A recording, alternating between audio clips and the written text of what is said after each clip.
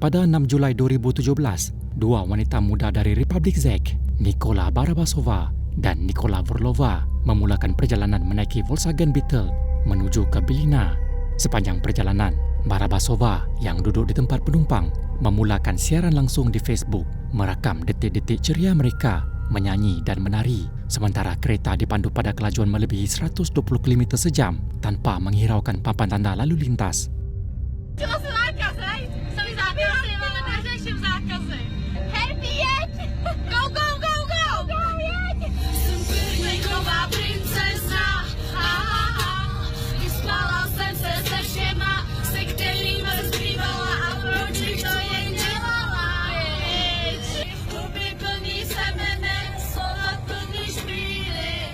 Tanpa disedari, detik-detik itu akan menjadi saat-saat terakhir dalam hidup mereka dan direkam untuk selamanya. Memandu pada kelajuan sebegitu sambil menggunakan telefon bimbit berpotensi mengundang pada. Ten normálně jsem jela sem do mostu 180. Já myslela, že jí vyskočím, má mě v jízdě. A jedu, ale policajti asi. Policajti, no máme taky můžu do 120. Jedeme 120. Teď kolik jedeš? Je pičo!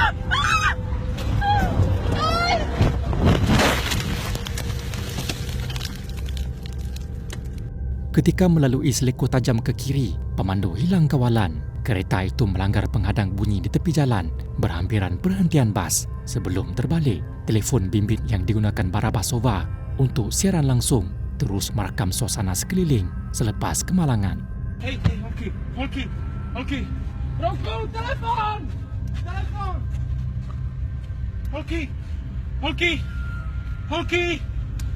Holky! Ale sípe. Sípe!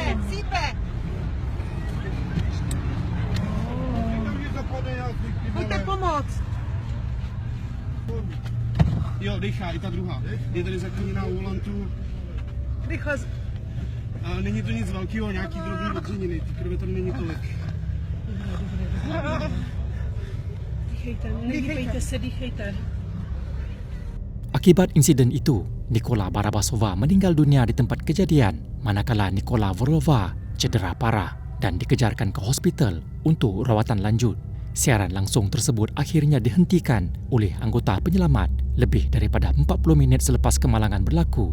Insiden ini menekankan bahaya memandu sambil menggunakan telefon bimbit dan menjadi peringatan penting tentang keselamatan jalan raya kepada orang ramai. Hey, tree! Oh, shit! Oh!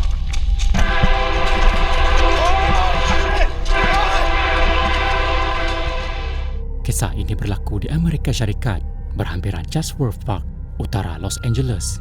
Seorang YouTuber bernama Brian Garcia yang gemar meneroka landasan kereta api terbiar telah memulakan pengembaraan bersama dua rakannya sambil merakam perjalanan itu menggunakan kamera GoPro. Selepas berjam-jam menelusuri landasan yang kelihatan sunyi dan tidak digunakan, mereka akhirnya tiba di sebuah terowong. Kebanyakan orang mungkin akan berpatah balik pada ketika itu kerana terowong merupakan tempat terakhir yang ingin dimasuki oleh sesiapa sahaja. Jika landasan itu masih aktif, sebuah kereta api yang datang dari arah bertentangan boleh memerangkap mereka tanpa sebarang ruang untuk mengelak. Namun kerana mempercayai bahawa landasan tersebut sudah lama ditinggalkan, Brian dan rakan-rakannya tetap meneruskan langkah ke dalam terowong itu. Malangnya mereka silap anggap landasan itu sebenarnya masih aktif dan mereka kini berada di tengah-tengah laluan kereta api yang sedang digunakan.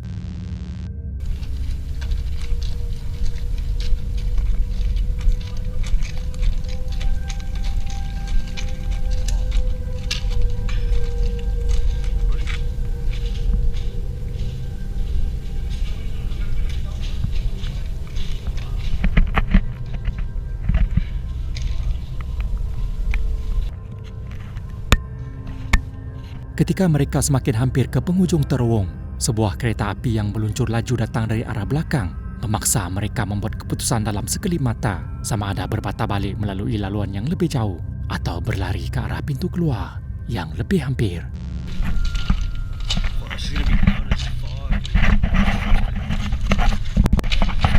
Hey, tree! Turn off your lights! Oh, shit! Run!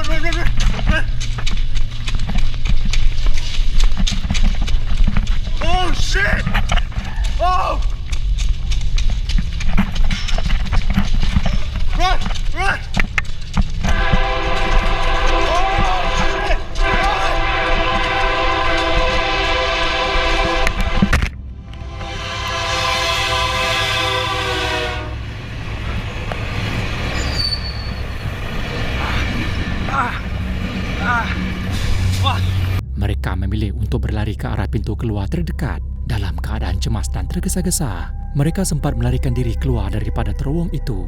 Hanya beberapa saat sebelum kereta api tersebut meluru keluar, hanya beberapa inci di belakang mereka.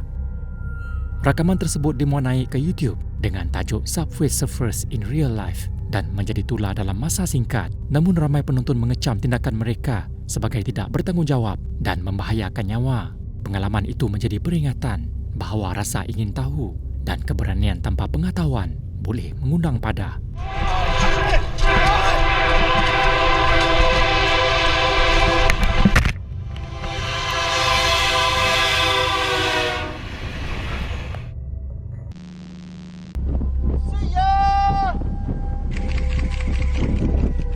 She's got problems, man.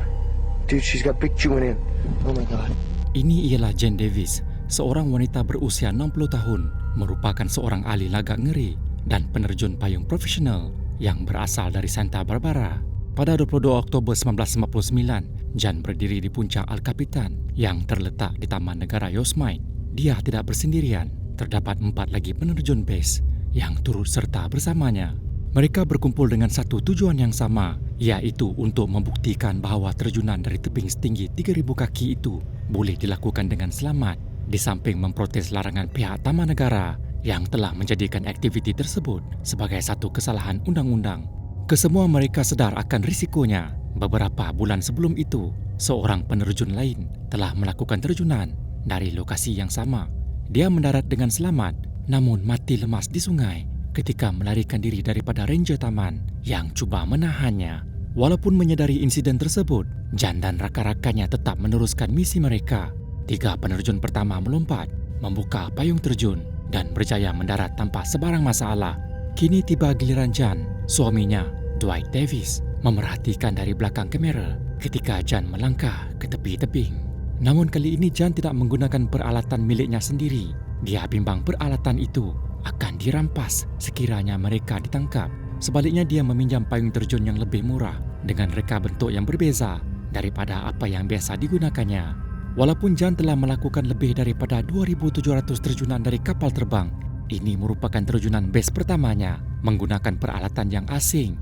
Pada percubaan pertama, terbukti menjadi kesilapan yang membawa maut. Jane menarik nafas panjang, memiringkan badannya ke hadapan, lalu melompat. 9,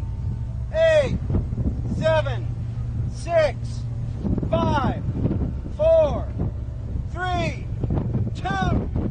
2, 1. See ya!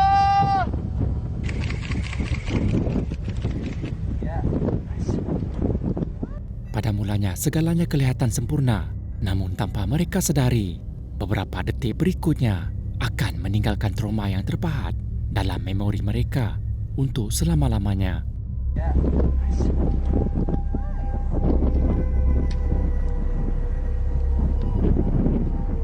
Poor woman.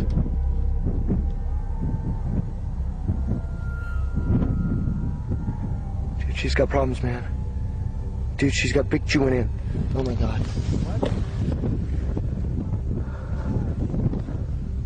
She went in? What the fuck? Suaminya, Dwight Davis, tidak sanggup menyaksikan kejadian itu. Dia mengalihkan pandangan ketika isterinya terhempas ke dasar berbatu El Capitan pada kelajuan lebih 150 batu sejam. Jane meninggal dunia serta-merta. Menurut laporan, dia tidak sempat membuka payung terjunnya kerana tali pembuka peralatan itu dipasang di bahagian kaki, bukannya di belakang badan seperti peralatan yang biasa digunakannya. Tidak seperti terjunan dari kapal terbang, masa bertindak dalam base jumping adalah sangat singkat. Perbezaan kecil itu cukup untuk menjadi punca kematian. 3 penerjun pertama akhirnya ditangkap, peralatan mereka disita dan setiap seorang dikenakan denda sebanyak $1,500. Daripada kes ini jelas bahawa tragedi tersebut berpunca daripada keputusan dan tindakan mereka sendiri. Apa yang lebih menyedihkan, kejadian ini berlaku di depan mata suaminya sendiri, menambah lagi kepedihan dan kesan trauma kepada insiden yang tragik ini.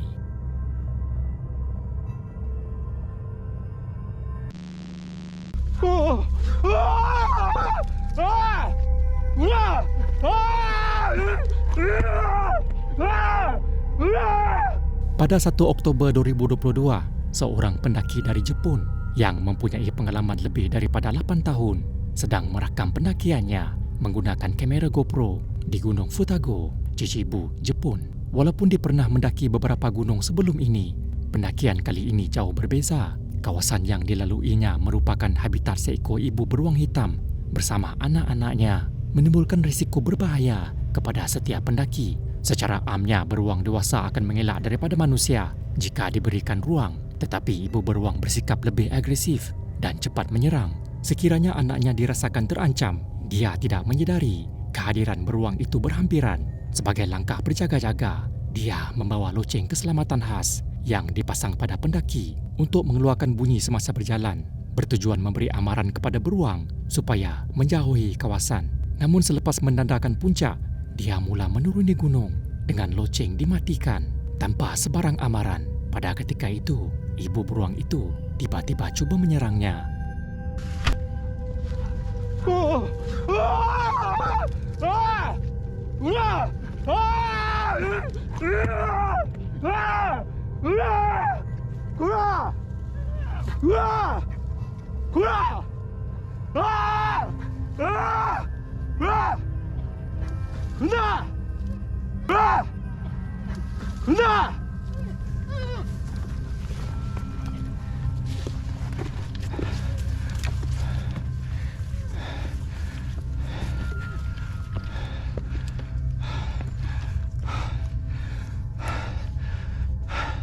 Dalam usaha mempertahankan diri, dia menggunakan teknik seni mempertahankan diri dengan memukul, menendang dan menjerit untuk menghalau beruang tersebut. Selepas itu, dia memanjat semula cerun ke arah puncak dan menunggu sehingga ibu beruang mengumpulkan anak-anaknya dan bergerak menuruni gunung. Setelah laluan menjadi selamat, dia menuruni gunung dengan pantas dan melarikan diri ke tempat yang lebih selamat. Rakaman kejadian itu telah tular di media sosial dan mendapat perhatian orang ramai. Bagaimana satu kesilapan kecil hampir meragut nyawanya. Sekiranya loceng itu berbunyi, beruang tersebut mungkin akan menjauhi kawasan tersebut. Dia terselamat dengan hanya mengalami cala-cala kecil pada tangan. Namun begitu, pengalaman itu tetap menghantuinya dan menjadi peringatan mengenai bahaya yang tersembunyi di kawasan pendakian.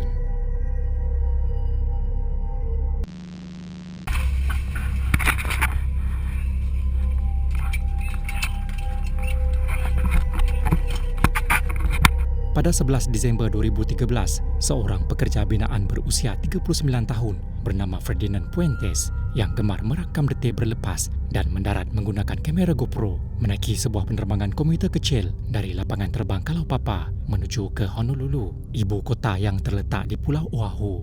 Pesawat itu membawa 7 orang penumpang lain serta juruterbang berpengalaman, Kapten Clyde Kawasaki dari syarikat penerbangan Makani Kai Air. Hari itu Ferdinand baru sahaja selesai dengan urusan kerjanya dalam sektor pembinaan di Kalaupapa dan seperti kebiasaannya, dia menghidupkan kameranya untuk merakam perjalanan pulang. Namun penerbangan kali ini ternyata tidak seperti hari-hari kebiasaannya. Hanya 2 minit selepas berlepas, satu bunyi letupan kuat kedengaran dari bahagian enjin pesawat. Diikuti dengan kehilangan kuasa sepenuhnya, Kapten Clyde Kawasaki segera menyedari bahawa mereka tidak akan sempat kembali ke lapangan terbang. Dengan tenang, dia cuba menenangkan para penumpang sambil memaklumkan bahawa dia akan melakukan pendaratan cemas di laut. Walaupun kata-kata itu kedengaran meyakinkan, nyawa kesemua mereka kini berada dalam bahaya. Berdasarkan pengalaman bertahun-tahun sebagai juruterbang, dia menstabilkan sayap pesawat, membuat panggilan mayday dan bersiap sedia untuk melakukan pendaratan terkawal di lautan.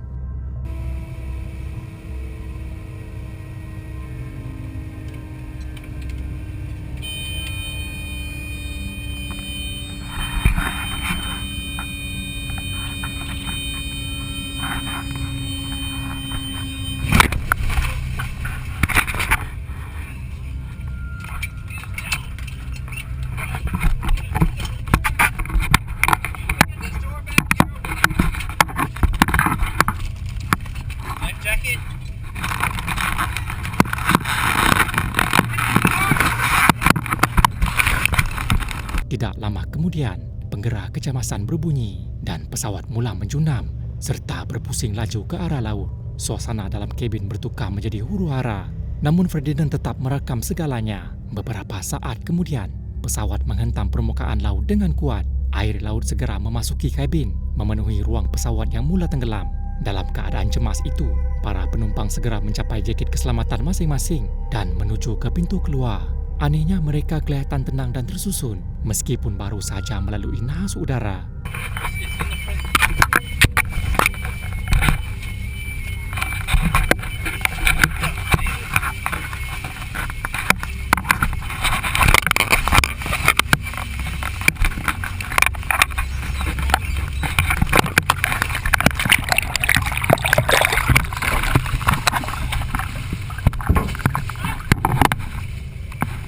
Kira-kira 25 minit kemudian, pesawat tersebut tenggelam sepenuhnya, meninggalkan semua penumpang terapung di atas permukaan laut dengan hanya jaket keselamatan sebagai pelindung.